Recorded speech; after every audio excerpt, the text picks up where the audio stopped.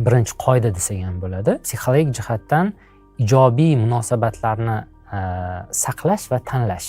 Nima uchun tanlash degan so'zga e'tibor berish xohlardim hammani.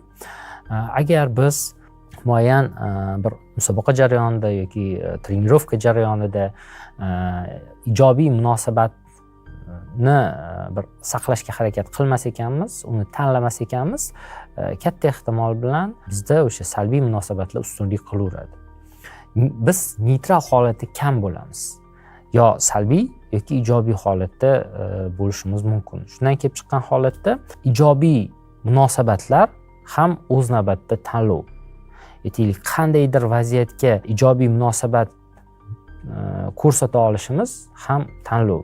Shundan kelib chiqqan holatda har doim qaysidir vaziyatda, mana bitta musobaqa bo'ladimi, qiyin musobaqa bo'ladimi, yoki raqib bo'ladimi, yoki trener bo'ladimi, yoki o'zi jamoadoshingiz bo'ladimi, sizda har doim shunaqa ikkita munosabat shakli tanlov sifatida bo'ladi. Salbiy munosabat bildiraymi, ijobiy munosabat bildiraymi? Salbiy munosabatni saqlaymi, ijobiy munosabatni saqlaymi degan fikr bir ongimizni bir boshlanishida keladi. Va shunday vaziyatda biz shu momentga e'tibor qaratishimiz kerakki, ijobiy munosabatni tanlashga harakat qilishimiz kerak. Munosabat haqida bitta psixologik qonuniyat bor, aynan muammolar bilan bog'liq holatda. Muammolar aslida muammo emas. Muammolarga bo'lgan munosabatimiz muammo.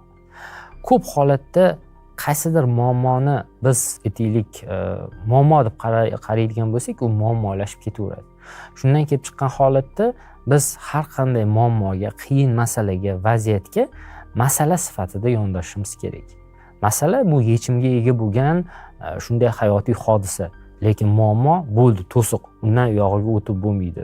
Buzib ham o'tib bo'lmaydi, sakrab ham, uchib ham o'tib bo'lmaydi degan shunaqa holat. Demak, birinchi qoida ijobiy munosabatni tanlash va saqlashga harakat qiling, hurmatli sportchilar. Shundagina sizni o'sha musobaqalardagi ishtirokingiz, natijalaringiz va kamida o'zingizni psixologik, emotsional holatingiz ijobiyroq saqlanib qoladi.